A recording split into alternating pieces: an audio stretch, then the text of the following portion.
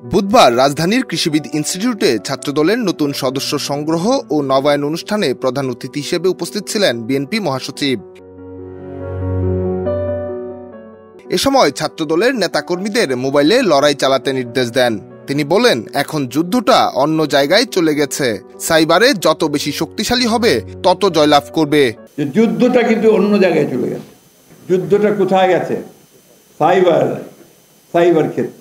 এখন cyber war, social media, এইখানে যে যত বেশি অ্যাক্টিভ, যত বেশি তার অবস্থান, সে তত জয়লাভ করছে। কোটি মানুষের আস্থার ভালোবাসায় 11 বারের মতো দেশের 1 নম্বর রেফ্রিজারেটর ব্র্যান্ড ওয়ালটন।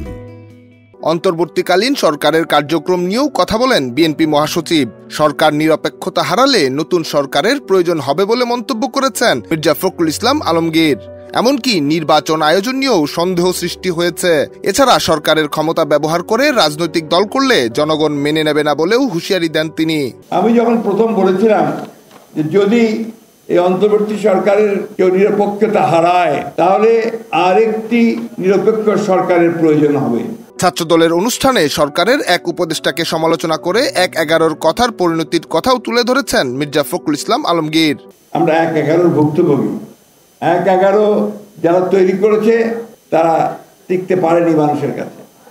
আবারও হুঁশিয়ার করে বলে দিতে চাই, যদি আবার কেউ সেই 1-11 কথা চিন্তা করেন, গণতন্ত্রকে বিসর্জন দিয়ে আবার সেই একদলীয় শাসন বা ফ্যাসিস্ট আন্দোলন, ফ্যাসিস্ট সরকারের দিকে যেতে চান, তারা কখনোই জনগণ মেনে নেবেন না। ছাত্রদলের সভাপতি রাকিবুল ইসলাম রাকিবের সভাপতিত্বে ও সাধারণ সম্পাদক নাসির উদ্দিন নাসির এই অনুষ্ঠানের সঞ্চালনা করেন। এ সময় বিভিন্ন শিক্ষা প্রতিষ্ঠানের অর্ধশতাধিক শিক্ষার্থী বিএনপি মহাসচিবের হাত থেকে সদস্য ফরম সংগ্রহ করেন। নিহার সরকার, অঙ্কুর, দেশ রূপান্তর।